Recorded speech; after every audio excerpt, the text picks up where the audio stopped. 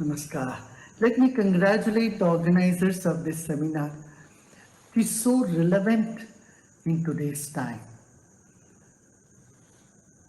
Often when people think about Gurukul, they only think about, okay, they are studying some Sanskrit or Vedas only, and it's meant for only Brahmin boys. No, only boys, not even girls. This is the concept in the mind of people. Contrary to this, Gurukul is a school in which people of all castes, religion, everybody can attend. And Gurukul system itself is such that it offers various branches of knowledge. It need not be only Sanskrit. It could be of any discipline. Architecture, art. Arts are also part of Gurukuls. Dance, music, traditional instrumental music. These are all taught in Gurukuls. Even for that matter, science in this country was developed in Gurukuls. In 1833, it is said that there was 1 lakh Gurukul in Bihar and Bengal alone. Not even counting the number of Gurukuls we would have had all over the country, all over India.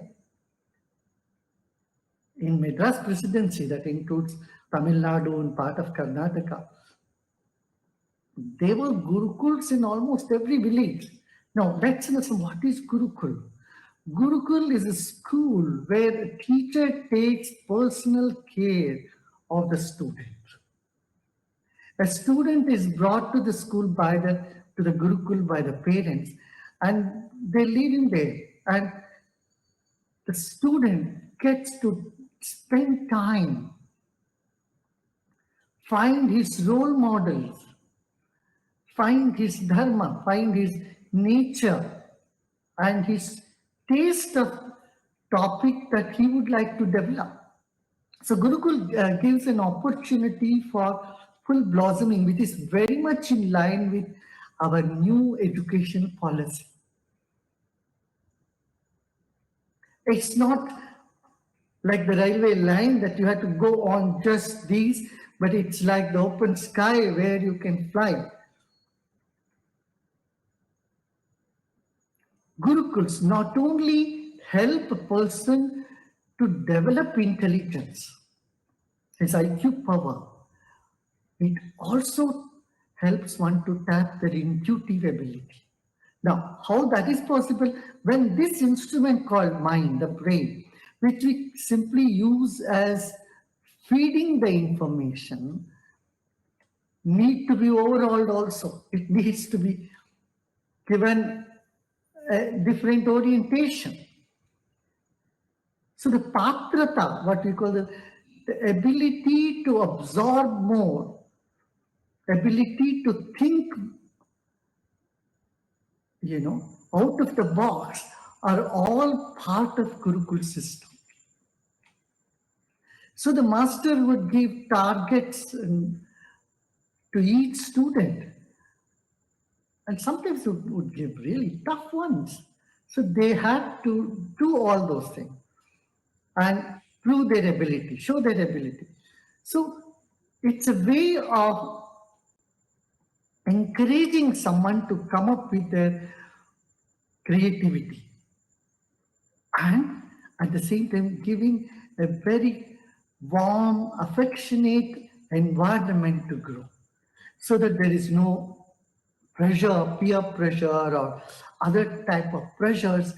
See what is happening today in our societies, schools and colleges has built up so much pressure on the student mind. So the mind is really rattled, and we get all these complaints with schizophrenia and many mental challenges are coming in the society. A teacher would attend to them, not just the physical strength of a student, because that was also given. Yoga and many martial arts were all taught in the Gurukuls. Along with that, meditation was a very important aspect. And this Gurukul system, even today, exists in Japan, in parts of China, in all these monasteries. They are still keeping this alive. Again, they're confusing this very system only to just religious or to study of sacred text. I'm saying this can go much beyond the traditional sacred text. Of course, that is necessary too. Life is like a tree where the roots has to be old, ancient roots must be honored. At the same time, the branches has to be new. So life has to have both the old and new. Even Vedas declare that. The very second Richa Rig Veda says, Agni Purvebi Rishibhi Nutanairuta Sadevam Yeha Vakshati. Let the new and the old come together. And that is what Gurukul is all about. If you discard the old, you are discarding your roots. When you discard your roots, you cannot be stable. That's for sure. So for making your life stronger, you need to honor the roots and know something about it. See, no discipline today can claim that they're going to start afresh. They always depend on the previous, whether it is medicine or engineering, architecture. We always look back and we depend on the previous books and scriptures which has been written from generations. Materia Medica is not done on one day. If you see our ancient Charaka and Sushruti, Ayurveda has so much link towards the modern medicine, Materia Medica. I mean, it is, you can say it's a flawless. Which herb is for what purpose and how it is used. This is a irrefutable example or truth that we find in the field of medicine. So, similarly, we cannot just hold on to only the past and keep singing the glory of the past, but we need to look forward to the future and see the innovative science, artificial intelligence. We have to look into robotics. Modern science has definite role to play in the Gurukula system. And Gurukulas never were fanatic or say, no, only I will teach only this. No, they were always open to innovations and new ideas. Now, Gurukul also extended itself to be universities. And India had the reputation of having one of the biggest universities in the past. So, but today, we need to revisit our education. First of all, the mother tongue. And Gurukul, this is also very important. A child should learn the mother tongue and learn the subjects through the mother tongue, at least to some level. And then the cordial atmosphere the Gurukul creates, with the teacher being there, taking full responsibility for the student, taking pride in the student. Students would take pride about the teacher and teacher would take pride about the student. This is the beauty of the Gurukul system.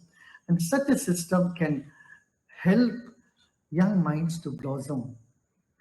It will nurture them way beyond our imagination. We have seen, we have done experiment, we have started several Gurukuls in India and a university in Odisha. You would see that's a place where it's teetotaler. Nobody takes drug, nobody into alcohol, nobody is into any sort of conflicts and violence, but people are very happy. Students are very innovative. And they've come up with many startup ideas. And some of them has really taken of national importance. So we need to create that sort of atmosphere. I would say, whichever school or college where there is a cordial atmosphere between the teacher and the student, and there is one-to-one responsibility. And what teacher is taking responsibility and student is feeling that responsibility as well, then Gurukul system will flourish. As I said, as a part of this should be good exercise, yoga, a little bit of martial art, music. So you develop both the right brain and left brain activity of a student. Of course, today in educational system, we have inculcated many of these ideas from of the ancient time. But one thing that really missing is the teacher-student sacred relationship. That if it can be brought back to the system, India would really shine and will be a model to the whole world in this system. I once again congratulate the organizers of this program and all the participants. And we can all sit together, brainstorm, come up with great ideas, and make this new educational policy work. That is very important. We should make it work. That very much depends on our teachers and their attitudes and their physical, mental health. So I would recommend everyone to do yoga and meditation. I would end with again the Vedic hymn that says, Anu Badra Kratavu Yantu Vishvatomko. Let the knowledge flow to us from all sides. Om Shanti.